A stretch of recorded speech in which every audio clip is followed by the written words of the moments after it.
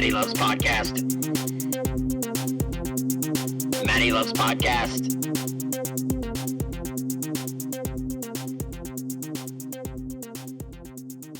Welcome everybody to Matty Loves Podcast. We are back. It is 2016 and we have started a brand new volume here.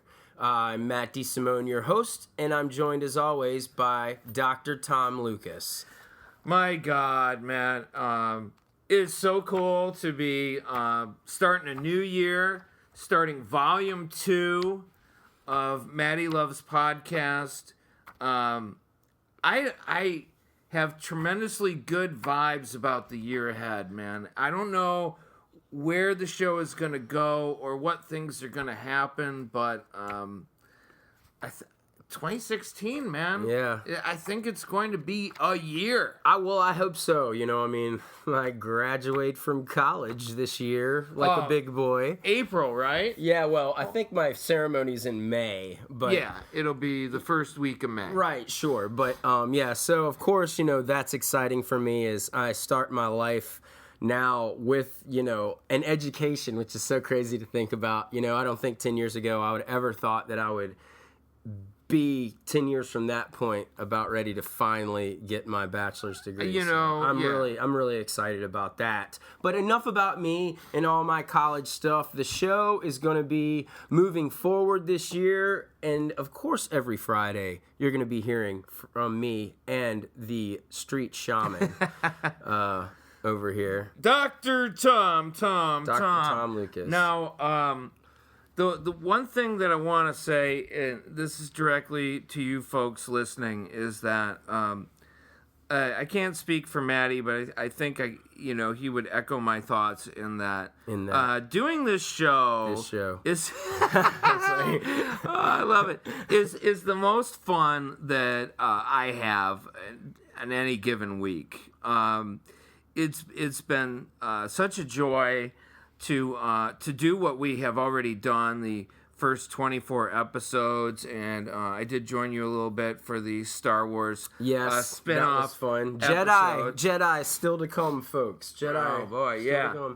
And folks, we love doing this so much, and there's so much choice out there for your time. What you listen to, what you watch, what you play, what you read.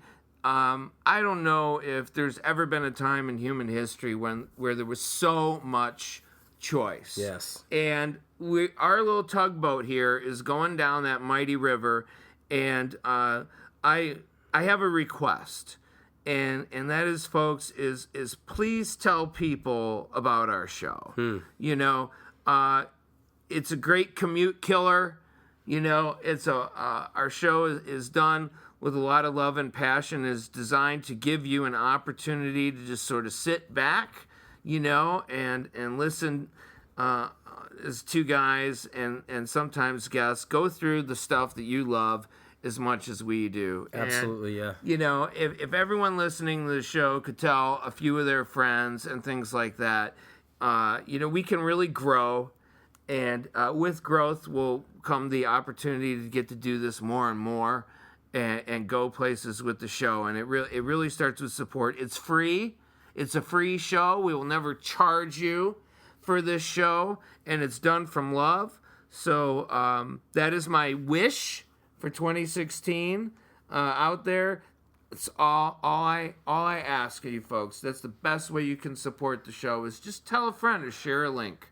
That's what I got. I couldn't say it better. Folks, we're here to entertain you, and this little tugboat is rolling down this mighty river, and hopefully, every single week we get dozens of you to hop aboard, and hopefully more to come as we continue along, because we have so many great ideas for the show coming up this year, and we can't wait to entertain you. And if we get a bigger audience, that's going to allow us to contact the people that do the stuff that we love and get get some names on the show. Right and on. Talk to some people No doubt. that you would love for us to talk to. Most definitely. And we will, of course, be hitting you up for questions that you think we should ask and getting getting the goods. Sure. And putting it right in your ear, man. Right. I want to cast more movies. I want to tell everyone what the comic book movies should be doing. That's fun. We have fun doing that, just sitting at lunch, talking about this sort of thing. And these are some of the things that we're going to elaborate on in 2016. We've been gone now for 2 weeks, I think. So with Christmas and the holidays and us getting back into the grind down here in beautiful, lovely Orlando, Florida, now it's time to get back to business. Back to the lecture at hand, as Dr. Dre told me when I was a 11-year-old boy. And did you enjoy your break? I did. I think my break really, it started with going to see Force Awakens on December 18th. And then we rolled into that Christmas week. I wrapped up all my grading and got everything done so that I could be, footloose and fancy free, for a couple of weeks. And, we went, saw Force Awakens together, which we're going to be talking about here in just a moment, with a great little motley crew, and then I headed up to Detroit. The wife and I went up to Detroit. We got there on Christmas Day. We saw friends. We saw family. We drove around Detroit, and I shared all these places my wife has been hearing about for years. Saw a Lions game. Saw my old college. Stayed in a really cool restored Victorian B&B, had my favorite pizza in the whole world, and it was a blast, man. That's great, man. Yeah. That's great. You didn't tell me about the pizza. Yeah, Buddy's Pizza. I had that in Virginia, too, so okay. It's fantastic. There's something about it. Buddy's Pizza started in Detroit in, I think, the 1940s, and it's what's known as the Detroit-style Sicilian. It's a square pizza. It's known for really crispy crust. No cheese? Oh, no, there's cheese. Oh, there is cheese. Now, this is how they rock it, though, right? Is they put down the dough, they put down a layer of cheese, and then they put the sauce. And they let that dough sit for several hours. And I used to work at Buddy's when I was a teenager in the first part of college, and the thing about Buddy's are the pans. These pans are seasoned.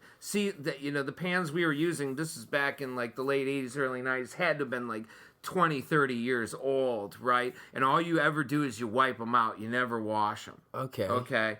They're iron cast pans. And so in the early mornings, the crew there at Buddy's, they make the dough, and that dough sits and rises for about 4 hours before the restaurant opens. Wow. Right? Yeah. And the dough is it's crispy, but it's light and slightly chewy, but it doesn't weigh you down, you know? So they do the layer of cheese, and we're talking this really nice 5-cheese blend, and it's in crumbles, not shredded. And that's part of the key. Then you have your toppings, whatever those toppings are. Then the sauce. The sauce is on the very top. Rolls through a 600-degree oven for about 12 minutes. Comes out. If you have Little Caesars in your town, and I'm sure that you do, sure, the square hot and ready or the pan lunch is a Detroit style Sicilian square pizza. All right, so Buddy's been doing it for 40 years. I got a job there. It's one of my favorite jobs that I've ever had. And for my birthday, the 27th of December, for anyone who would care to acknowledge that belated, I would be more than happy to accept. My wife had been hearing about Buddy's Pizza for years, had never had. I had friends come in, some family, and we pigged out, man. And it was a beautiful, beautiful thing. Nice. And I don't think there's anyone listening to this show who doesn't love pizza. So I will tell you that. And one of the funniest things, too, before I get off the subject, is that the restaurant I worked in, the particular store, had been there since the 40s. Mm-hmm. And when I started in high school, there were maybe 2 other Buddy's locations, and now there's like 10 or 12 or whatever. And when you go to the other restaurants, they have replicated the original store, like some of the signage, and photos. Seems like that's a Detroit theme from what you tell me. Of like kind of nostalgia. It seems like that is a town filled with just old, new Detroit, old Detroit. Yeah, that's really cool. There's a lot of civic pride, and I know you're a Virginia guy, but I always associate you with Philly too, right? Because of your teams and all that. And Philadelphia is another town with, an incredible history and an incredible civic pride. It's one of the great American cities. Detroit, man. Detroit was the 4th largest American city in the 1940s. Well, the Ford, the cars being built. It was an international capital of industry, and there were almost 2 million people living there. It was incredible. Detroit's gone through hard times, but I'm here to say that I saw coming back nothing but growth, nothing but a rebound, nothing but stuff where stuff wasn't, or what was there was run down, sketchy stuff. The Detroit never gave up on itself, but man, it went all the rounds, man. It went to the full end of the fight, and for a while, man, it was laying on the mat, gasping for air. Yeah, 10 years ago, it was in bad shape. I'm just so proud of what my fellow Detroiters have been doing up there, and the youth, the up-and-comers. They're building stuff, they're opening restaurants, they're opening bars, they're opening stores, they're staying, and they're making something of it. That's awesome. And, I'll tell you what, Powerball's on Wednesday, and of course I'll buy a ticket. For, as they say, shits and giggles. Sure.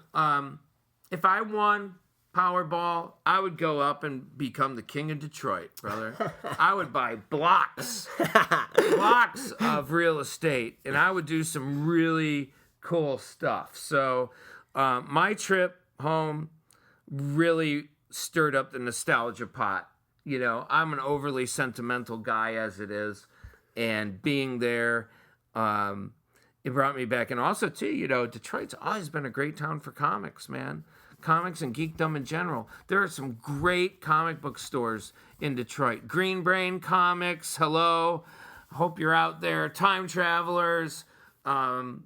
Detroit Comics, of course. Great independent stores. A great place. And there's some solid comic book conventions that come through that town. And folks, if you're ever in Detroit, you gotta hit up the comic book stores, man. There's some really good stuff going on there. You also traveled. I did on the break. I did. You did some stuff. I mean, I did. I spent 9 days again at the lovely resort up in Roanoke, Virginia, or Blue Ridge, Virginia, actually, in the lovely mountains, the lush mountains. Is that your parents' house? That is my parents' house. Yeah. It's nice that it's a resort. It feels like it for sure. I mean, it's so lovely to always go back home since in I guess the 3 or 4 times that I've been back since I've lived down here in Florida. Yeah. And it was a nice long. I got an extra day because my flight got canceled. So. I was just about to ask you how the weather was overall. I don't really know what Virginia's like during the winter. Well, from what the old Weather Channel was telling me going into the trip, it looked like 60 degrees like all week. So I was like, man, when I'm not going to get my cold, get me at least a moment of winter. Yeah. But fortunately, it stayed around the 50s. At nighttime, it was fairly cold. It rained a few of the days, but for the most part, I mean, it was just good to be back in general. Does Virginia get a solid winter? Virginia doesn't get a solid winter as far as getting hammered with bad weather. Yeah, because you're get mid-Atlantic. Yeah, so. You get a bad 2 weeks of snow, maybe. Okay. I remember winters where it hardly snowed. Yeah. Or at least not, but maybe 2-3 inches. Because God, in Detroit, you'll get snow in April sometimes. Right. Yeah. I remember that happening maybe once or twice when I was growing up. But it was cool. I didn't really have anything planned on the back end of the week. I got there on a Wednesday, and after the following Saturday night, I didn't have anything to do until the next Thursday. Oh, wow. So I went up there and we had Christmas obviously, which was really nice. And How big's your family? all right, so my family runs my mom and my dad, who are obviously listening right now, and then I have a younger brother who's getting ready to move to Boston. Oh. And then my family's my new baby sister, which was my parents just got a new dog, so that's kind of why I consider Susie to be my baby sister. But she's there too, and she is what kind of dog is she? She is a mutt. I think that there's some Schnauzer in her, but there's some like Terrier too. She's a lot taller than I think they expected, but all in all, I mean she's a mess, but she's What's fantastic. her name? Susie. Susie. Yeah. So I'm a big fan of human names. Yeah, exactly. For pets. Right. Yeah. So it was nice being out there, hanging out with them. Spending the Christmas the Christmas day and eating Thanksgiving dinner because I didn't have Thanksgiving this year because I was sick.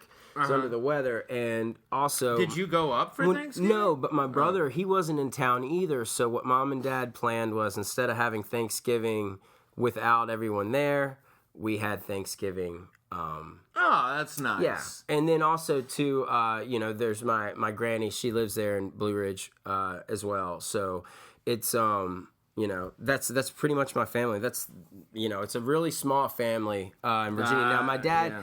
I have cousins, aunts, and uncles, and my nana live up in outside in a suburb of Philadelphia. Okay.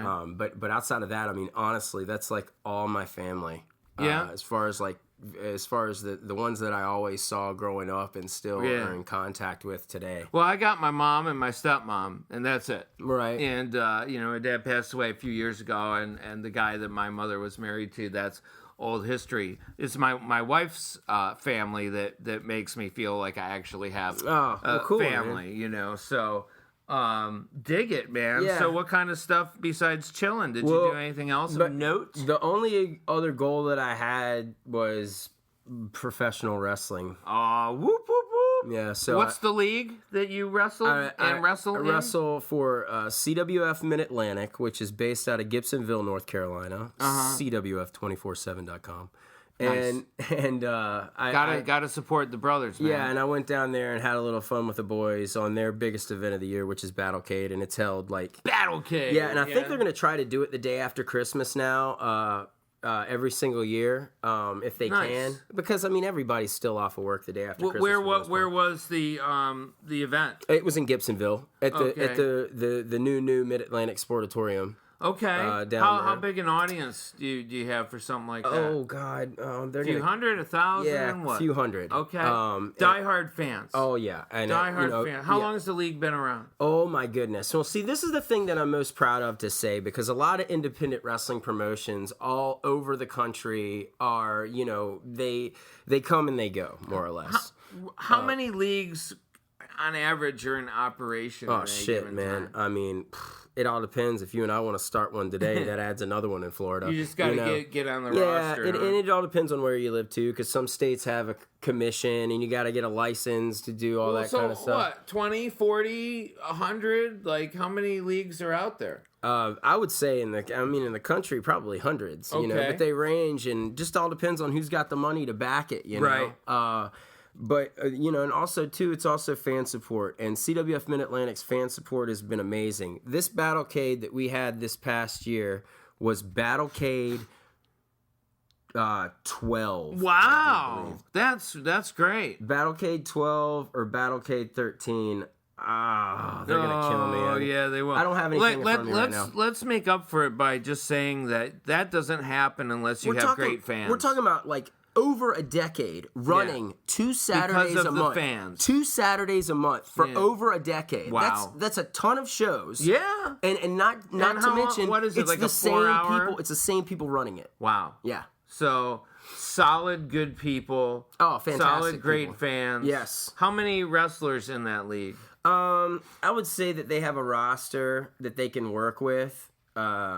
throughout the year total of about at least 50 guys. So was it like a full night? Like what? Like a 4 hour event? Shows start around 8 o'clock, and these guys have it. They tape TV, and I think usually they tape 2 episodes a show or content enough for 2 episodes, maybe 3. It just all depends. I mean, they can shuffle them around or whatever, but usually they are so good about their time with the matches. Just pros. Oh, they're so good. They've just gotten so good at it. They've been doing it for so long. Yeah. And if they say we need the show to end at 10:30 tonight and the show starts like at 8, on the button. Oh man, on the button. Oh, for sure.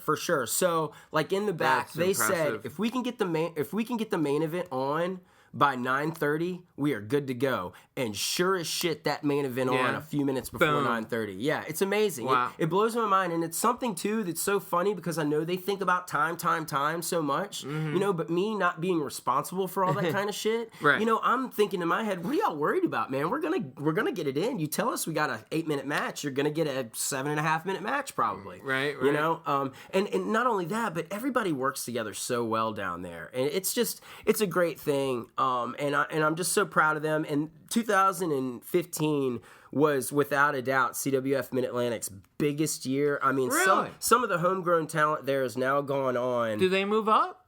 Oh well, Do these guys ever move up, or do they? Oh, absolutely. But if you're gonna quote unquote move up, Yeah. you're going to have to travel yourself. You're going to have to put yourself out there. And some of these guys with some just great talent there have done so, and now they're doing big things with bigger things to come. And they're young, too. Right. Like, I've seen these guys since they were, like, 15 years old. And they're, I mean, you know, 10 years later, you know, They're 25. They're prime. Oh, they are. Oh, They're without prime. a doubt. And they have a decade of experience behind them, so it's got to be a great longer show. because their family was involved in the business, you know, before they even started. Yeah, so I mean, it's just CWF Mid Atlantic is one of those things that, you know, once a fan of pro wrestling that is kind of looking for something that's not on every Monday and Thursday night, Right. If they're looking for something kind of outside of that network stuff, I mean, it's the best place to go because you can watch it for free on YouTube anytime you want to. Oh, dig it. Yeah, I mean, it's awesome, and the fact that, you know,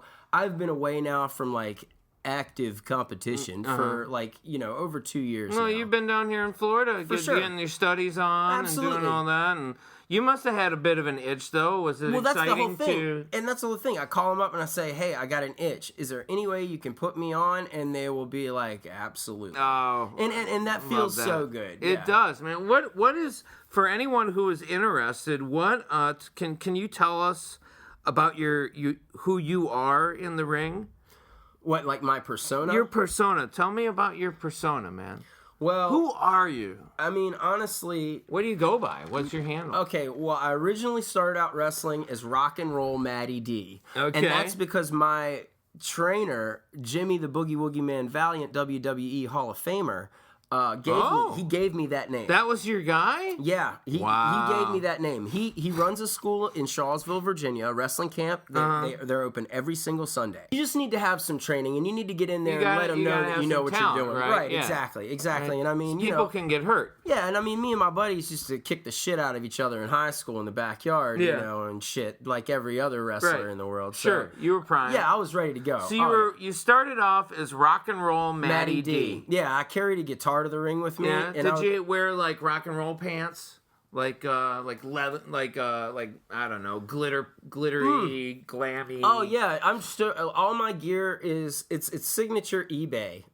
Yeah. You can buy these tights on eBay, folks, if you want to be Matty D for Halloween. But anyway, yeah, it's just tassely tights. They got like frills and all that stuff everywhere. I was a big fan of like the tassely wrestlers when I was a kid. And finally a reason to get to wear them and socially be. Look, you know, this is how it goes with me in wrestling.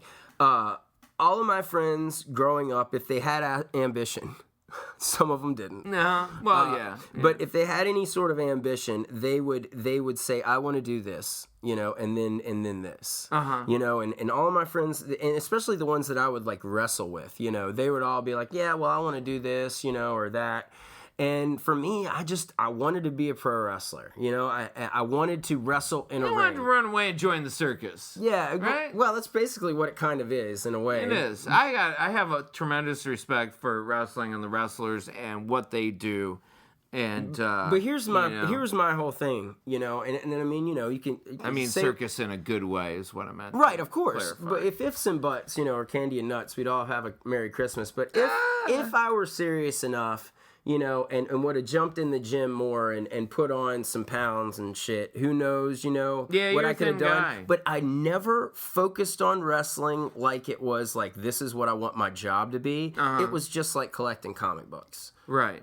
So I was... Well, you're doing it for the love of doing it. Oh, for sure, man. Right. I just wanted to get myself in, like, a story, more or less. Yeah. I wanted to have a Yeah. storyline, and always kind of have some sort of storyline, an ongoing story to play off of. If there is nothing going on that night, we need something for Matty. What's something that'll make sense, Right. And so, Did you have a nemesis?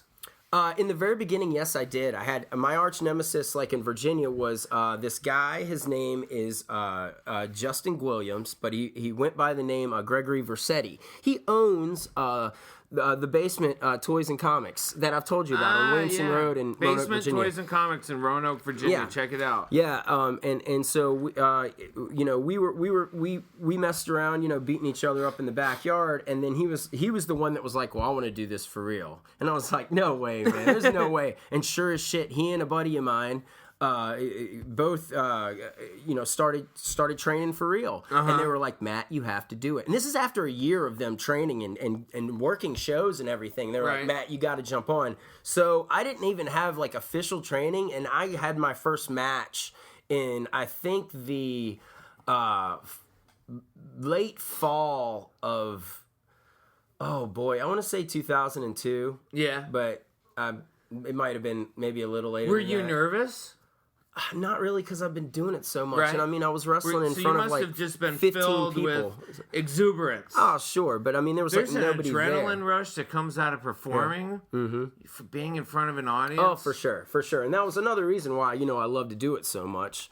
But once I found CWF Mid-Atlantic, which was after I had almost finished, my full year down at Boogie's, I went down with my buddy Justin, and I wrestled a match with Justin, and they seemed to like it. And at that time, they had a television show. Oh. And a couple weeks after we had our match, they put our match on, and I just thought that was just the craziest shit You're ever. on TV. I was like, and I watched the match eating dinner at Hooters, not even realizing it was about to come on TV. What? So did people that were eating at Hooters, did they recognize A couple of people there were like looking at us and looking at the TV and being like, "That's you guys." Oh my god! What are you eating together for? I've been on the news a couple times, but I've never been on TV. Yeah, so that was really cool. Oh, hell yeah. And at that point in time, I was like, well, this is just neat. And then once I started hanging out with the crew down there,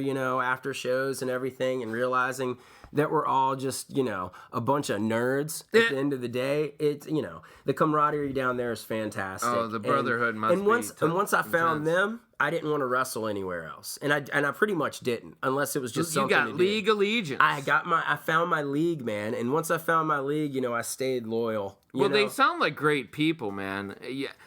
In the times that we've talked about this before, I've never heard anything from you that wasn't just amazingly positive. Well, hey, man, I try to stay that way. Well, yeah, but still, it just seems like a really great experience, really great people to be doing it with. For sure. And, for sure. And the fact that Patience is the key in pro wrestling. Yeah. That a lot of guys that are up and coming don't get. When you're coming into a company with a bunch of people that are already established, Sure. no matter what level it is, doesn't matter. If you come in and you make yourself useful. That's the thing, is like, if you make yourself as useful as possible, whether it's setting up the damn ring or just asking them what is something that I can do, more or less, to prove to you that I am willing to do whatever you need me to do down here to get some damn work. service. Right, exactly. It's doing service. Exactly. Yeah. Exactly. And that is part of what they call paying dues. Yeah, And, hey. And those guys down there, they're just so good about bringing in new talent and putting them on, but Yeah. it's a hand-in-hand thing, the guys anywhere, to any young wrestlers, I've talked to a few. Just happened to talk to a few over the past couple weeks that are outside of like that North Carolina area that are asking me about CWF and everything, you know, and I just tell you, you know, go down there and make yourself useful. Yeah. You know, don't worry about wrestling first. Worry about how everything is set up down there and what you can do to help put the show on before actually putting on the show. Gotcha. And you know, I don't know why this became wrestling advice with Matt. But it's a part of it too, you know, and I guarantee that there's a good portion of our audience that that are fans of wrestling or were fans of wrestling. It's been a part of their thing. So what persona did you wrestle under? Okay, so going back to that, so I was rock and roll Matty D for a long time. And I was wrestling as a good guy this whole time, and I just wanted to be a bad guy. You wanted to be a heel. Yes. And what is the term for a good guy? A baby face. A baby face or a heel. So you came in as a baby face, but you wanted to be the heel. Right, and I mean, like, baby face, like, for me, it just comes easy as shit, you know? Well, like, you're a good-natured guy. You know, yeah. and it's real easy to be a baby face. It is really hard to be a heel. It's not hard to be a heel as if you're just standing in front of the camera, you know, saying the most outlandish things and acting like you, like, believe it all. Mm-hmm. You know, it's one thing to do that, but it's another thing to get in the ring and wrestle as a bad guy and have the fans hate you. If you can't do that as a bad guy, you're screwed. Well, you have the hate and love are the same thing. Right. You know, right. The opposite of love is not hate; it's apathy. Right. Sure. You know, so that they love to hate you. Right. Exactly. You know, exactly kind of thing. Did you ever end up as a heel? Yeah. So we did this. You know, I got this big long storyline or whatever. I ended up turning bad. Okay. But soon after I turned bad, the fans started cheering the group of people that I was going with the heel bad guy crew. And then once I joined up with them a few months later, they started cheering us. And they, you know, and then the Fatback Enterprises became a baby-faced unit, and they've been that way ever because since. the fans turned you. Yeah, I mean, right? But, you know, I don't know. What do you think that your connection with the fans came from? Like, what was it about your... What did I do? Were you still called Rock and Roll Matty D? No, I changed my name. To what? Matthew de Nero. Matthew de Nero. And there was a plan behind my name that never, ever happened. And I hope one day it does. Maybe. There's another guy in the group. His name's Donnie Dollars. I like that. Okay. That's cool. His name's Donnie Dollars. I changed my name to Matthew De Nero so that when we tagged, it would be Dollars and De Nero. And we would call ourselves the Currency. Oh, that's so smart, man. I know. But it just never really worked out. Every single member of the team teamed with Donnie and won the tag team championships except for me. Why? I don't know. It's just how stories work out, man. You know. Now, going back to when the fans, you know, started cheering the group, I was burnt. Like, I just didn't feel like wrestling. Like, at that point in time, I was kind of like sort of like fed up with my job, and I was kind of like Luke looking out on the two moons. You were in a state. I was Luke looking out on the two moons. I didn't, you know, something was out there that I wanted, but I knew that wrestling was not my life. You know, and I needed a break from it. So I didn't wrestle for almost a year. And then when I came back, you know, Fatback were good guys, and then I was a good guy. Okay.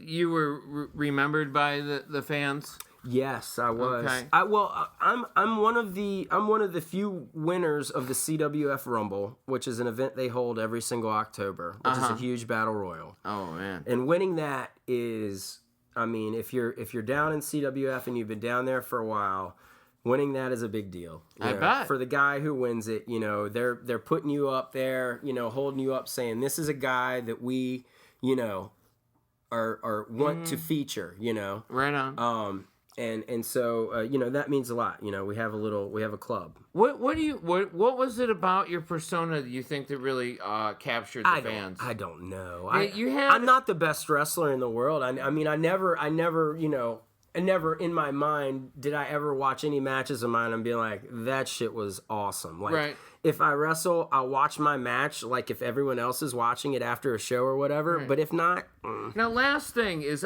I'm sad to report as your friend that I've only watched a couple of things of you that's on okay, YouTube. man. You had a Power Glove prop. Oh yes. Well, now that came a little later. How did that? Did it give you powers? Did you wrestle with it on? No. Did you? Well, it started what out. was the deal with the Power Glove? Okay, so it started out to where we were treating I treated the glove in my mind when I wanted to introduce it like Thor's hammer. Only I can wear the glove. Only I control it. If it's on the ground, you can't lift it. I love that. Yeah, you can't do any of that stuff. And the guys would buy into that. Yeah. Would they try to pick the glove Now, off the mat? I don't know if I'm the first one that came up with using the power glove to that extent. I know that there was like this tag team called the Super Smash Brothers. They were Player One and Player Uno and Player Dos, and they were like masked guys, and they would they had like a remote controller like on their like gear, and they would hit like the pause button in the middle of matches or whatever. But I don't think they controlled or did anything with the power glove like I did. And it would instantly like make the people they were fighting like freeze. Yeah, but fun. the thing that solidified the power glove, I think, was I started coming out to the ring wearing it, and I would just be real stupid with it and like program my match before I have it and like set it aside, whatever. And it was one of those things where I really didn't tell anybody I was doing it. I just started doing it. And then one of the Rumbles a few years back, I wore the glove. And when I came out for the Rumble, I kept the glove on and I climbed to the top rope and I jumped off the top and I Iron Manned it and punched the middle of the ring and everybody jumps over the top rope or hangs onto the rope. That's killer, dude. And I think as far as like me being, such my dorky character, and it's just an extension of me more or less, just turned up, Okay. And I think that kind of best. That solidified, Best. that solidified my character and the power glove. After I did that, you're also talking to a dude that like I wrestled, but I didn't watch wrestling. Okay, why? I don't know. That's like writing and not reading. Yeah, anyone who calls themselves a writer and doesn't read, you're a fraud. Yeah. Oh my okay? God. I'm just going to say, you're a fraud. You should be doing something else with your life. Yeah. I said this to my students one time recently. I said, can you imagine a musician who didn't listen to music? And, of course, one asshole in the class had to say, well, Beethoven was deaf. I said, I'm sorry, that's not... That's when you walk up, box their ears, and be like, you're deaf! Yeah. And he was convinced that he didn't need to read and to be a writer. Yeah. And I said, keep it up because you're one less person I have to compete with. No, I'm saying I don't watch like the current wrestling. Right. Even while I was wrestling, I wasn't tuning in every single week. Did you think you would be influenced? You know what? This is kind of funny. I didn't want to be influenced. I wanted to create on my own. Pure. And I didn't watch wrestling for a long time until I was introduced to this company called Chikara, which is based out of Philadelphia. Okay. Well, when I heard that there was a new company based out of Philadelphia, I was like, home team. Right. So what's going on there? Then I find out that it is nothing but comic books. I've talked about this with Ed before. Ed Ferrara, who was on the show, who was head writer for WWE in the Attitude Era. Right, yeah. So anyway, I saw this, and it's so influenced by like comics and pop culture and everything, and it's so smart, and they run long formatted storylines that you can't do on episodic television anymore. Okay. And it was just wonderful. And another great thing was it wasn't on TV. I had to find it. Like I was a kid hunting for like Japanese wrestling tapes and ECW tapes and all that kind of stuff. It's so much more satisfying. I know, it really was. So it turned into them putting me onto it, and then by the end of that year, I had watched more than everybody down there, and I'm like, what? I thought you guys had seen all that. And then I was like, all right, Matt, well, you've got a problem or an obsession, one of the two. But the greatest thing about this is Mike Quackenbush, the guy who runs, he's the owner of Chikara. He's a promoter up in that region or whatever. He's had great success with the company. He put on this thing called National Pro Wrestling Day a couple years ago. It was like the inaugural event. They've done a few since then in consecutive years. But what happens on National Pro Wrestling Day? Wrestlers from like promotions. Well, that year, wrestlers from promotions spanning the country all came together in Philadelphia, and each company had a feature match on the show, and it ran all day long. Oh wow! It was a long show. I can imagine. But I got put on that show. Oh, no kidding. I'm not like, and that was it for me. Like, that was my Super Bowl, my WrestleMania. That was, I knew it inside. Like, it's never, ever for me going to get bigger than this. You held the Stanley Cup over your head. I mean, I did. And I'd never been more arena. nervous for a match in my life. Really? Oh, no. And I never get nervous. But were you a babyface or a I heel? was, but I was teaming with like Shane Helms, who is a former WWE wrestler that went by the name Hurricane. He's currently actually working with TNA. Okay. Back behind the scenes for them, and I think he's now becoming an on-screen personality. But I don't really. And when was this? This was 2013 was the best wrestling year of my life. Okay. I opened the year. That's right before you came down to Florida. Yeah, the year before, and I knew going to National Pro Wrestling Day that I was getting ready to start at Full Sail in September. So you went out on top. I knew exactly. I knew it was my last year. So I got to wrestle in Philadelphia in front of a shitload of people, and I got to wrestle against Chikara guys. Yeah. Which, I mean, dude, like, it couldn't get any better. You went up. Yeah, they made that match because Shane wanted to go to the show. And they were like, well, is there anybody else that you can bring with you? One of the guys that runs the show down there in CWF, Mid-Atlantic, was like, you got it, how about Matty? And that Were was you like, Matty de Nero? Yeah. Okay. Yeah, Matty de Nero. Okay. Yeah. And at that point in time, I was coming out with a power glove. I had a cowboy hat on. I was kind of confused. Tassel-y pants? Yeah, still? I was kind of wild looking. I didn't really know what the hell was going on. You did not have a cohesive... But it didn't matter. Yeah, it right. didn't matter. I was all over the place. Because I was wearing the cowboy hat because I love like the wrestling out of Texas in the late 70s, early 80s, the world class stuff with like the Von Erichs and all that shit. But anyway, so yeah, I got to do that, and then the summer that year they put the CWF Television Championship on me, which was my very first title belt ever. In all the years I'd wrestled for them, I never won a title. And I was, for the whole summer, I was television champion. And they called it the Summer of Matty. And it was... Really? Yeah, it was, it was incredible. Oh, dude. Yeah, it was so awesome. I can't even imagine what that would feel like. Yeah, it was, Do they give you a version of the belt you get to keep, or do you have to give it back? No, but like there's like up there, like you see my cowboy hat over there on my desk, and then the picture underneath the cowboy hat is like just a bunch of like the different shots of me over the years. Yeah. Winning the. So you won a belt. I won a belt. It was a high profile event, and you wrestled against guys that were, what would we say, like in a league above. Oh man, the guy that I beat for that belt now is doing big things. Is he? Yeah, and that meant so much to me too that he did that. Man. I mean, it was awesome, and so.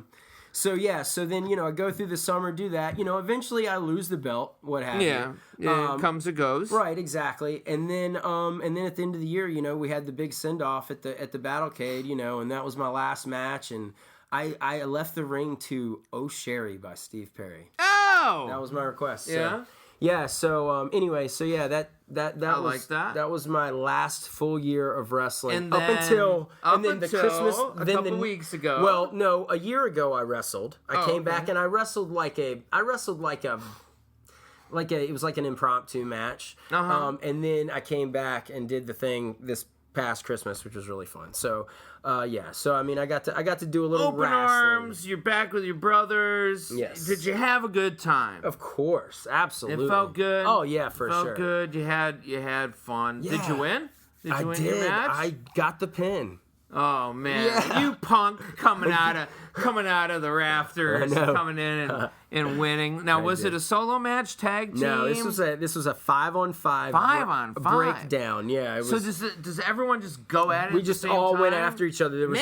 There was no format. Like there was no tagging. It was just everybody. They call it a Texas tornado match. A Texas tornado match. Yes. So were you ever tempted to take a more colorful name, like you mentioned Hurricane or whatever, or You know, were you ever tempted to like take something that was like a little bit more, like, you know, like Excalibur, like the Axeman, right? Yeah, or, no, you know, no, absolutely not. Manhunter or Nope, something. No? I honestly didn't. The only character that I would ever have put on out of all of my personas that I had when we were wrestling on the trampoline as kids was a wrestler by the name of Phil Collins. Yeah. And Phil Collins promos consisted of lip dub versions of all your favorite Phil Collins hits. In the air tonight. Oh yeah. Oh yeah. And it got to the point to where, you know, we would film it like a music video. All of this is documented, by the way. And You so gotta love the internet. well, it's not on. This is pre. This is pre. But YouTube. it's not available. No, this is no. No. None of this will ever see the light of day. Why? Well, I mean, you know, it's just backyard stuff is frowned on. Yeah. Okay. You know, fair enough. it's Fair dangerous. It's dangerous shit. And, Right, yeah. And in the early 2000s, Were you hitting each other with chairs and stuff? Of course we were. Falling over tables. Yeah, but in the early 2000s, you know, somebody said, "Hey, a lot of people will like watch this train wreck," you know, and that's when they started making the compilation videos, and people were just sending in like matches where they were just, you know, cutting each other's heads off and all this. I was just about to ask you, did you ever cut yourself? Did you ever have blood? No, or any of I that? always bled the hard way, Tom. Yeah. Always. Did I ask the wrong question? No, of course not. Because you can rewind and delete No. that part. No. That's the miracle of editing. No. But yes, hard way every time. Oh, man. Yeah, I was always, you know, busted open, as they would say. Okay, do you have any scars? Yes, I do. Do you? This was from when I was in high school. I'm currently looking at his forehead. Yeah, for this those is of you in the this is when I was audience. in this is when I was in high school and an Okay. idiot. Yeah, I and see then, you might be able to see one that goes down like right there. Kind of, yeah. There's a little crevice or something Yeah, going on. yeah. I am a man with many scars as well. Scars, of course, tell stories, and chicks dig scars. So, Absolutely. you know, there's nothing bad about a scar. So, definitely one of the highlights of your trip. Another one is I'm looking over and I see that you have joined the Turntable Nation. I do. Right? I do. I got a record player. My little brother got me a record player. I shouldn't say little brother. I think he hates it when I call him my little Does brother. he? Yeah. Good. So your little brother, right? Yeah, turn the screws on it. So anyway, he got me. He and his fiance got me a record player and speakers, and it is so sweet, man. What a wonderful gift. I know. Oh You my know? gosh, records are timeless. And we have the same turntable as it turns out, and I'm very excited for we were going to try to do it today, but my schedule didn't work out. Some foraging yes, for records. forging. Oh, for sure. You know, For sure. And are you going over to Salvation Army tomorrow? It's Wednesday. I'm thinking about it. Yeah. You know, next month when I get back on the Monday-Wednesday schedule, well, I want to head over and see what they've got. You know, in the library too, the bookstore downtown has you know, We can buy records? gets vinyls. Yeah, Ooh. they get vinyls there too. Awesome. Sort of a mixed bag sort of thing. Yeah, I you know, they're expensive, you know, and that's one thing that like I didn't really think about, like, you know, when I was going around initially just kind of skimming. I wasn't looking hard for any deals or anything like that. You know, I just had a few records in mind that I was looking for, and I Right. went out to get them, and around the area, you know, you're not going to be able to pay $20 or less than $20 for them. So, Oh, and folks in the audience, we're always looking for tips. yes. You know, if you got some killer websites, some killer markets where you go and you pick up some vinyl, you're doing that thing, set us hip, man. Yeah, I mean, You I've know? gotten eBay and Amazon suggestions, you know, but I mean, seriously, like we were talking about earlier, it's never going to be any, you know, it won't be any better finding it in the store than it would be when you could find a yard sale regularly. Right, yeah. And down here, that's they're all where- the time. They're going on all the time. It's all year round yard Yeah. sales in Florida for sure. It is a hobby, or you know, it is something that at times can get a little bit expensive. Mm-hmm. It's certainly the most expensive route to go for listening Yeah. to music. It is, but everyone knows there's nothing like the warmth of a vinyl. Oh, that crispy There's crack. nothing that like what comes off the Yeah. record when you're listening to it.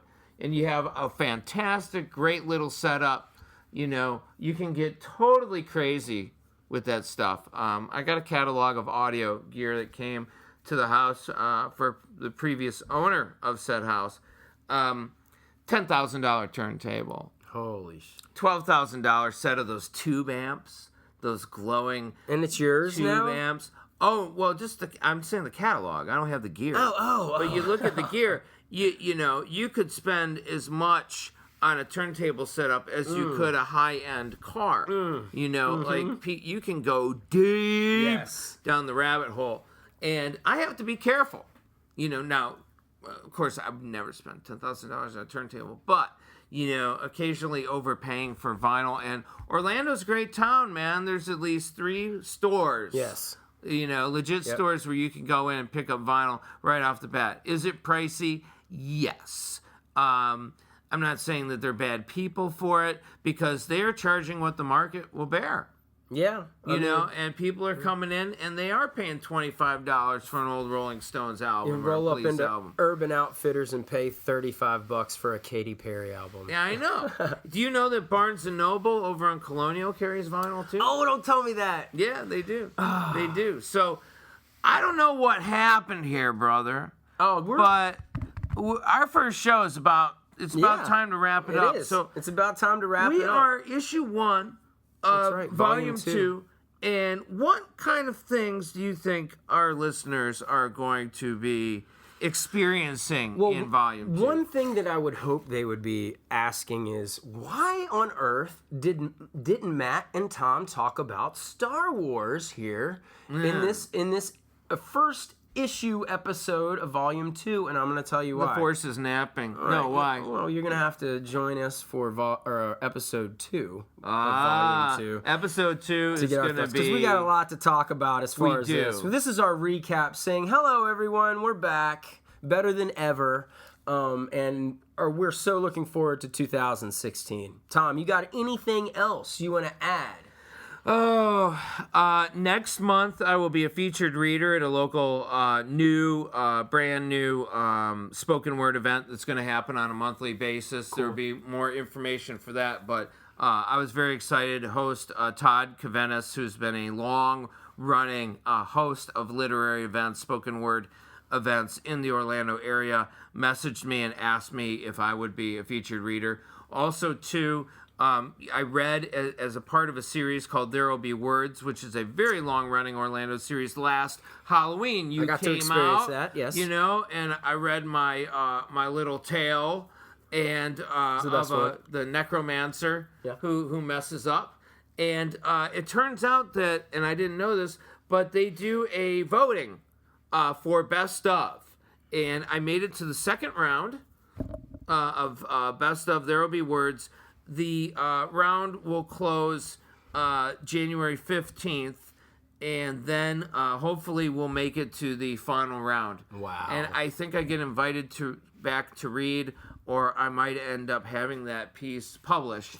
Final round, do you go head-to-head with another writer? It's not a slam. Yeah.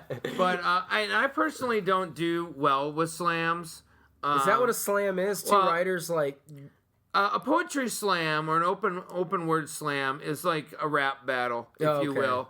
Is everyone comes up there, you usually are given 2 minutes, and the crowd determines your outcome.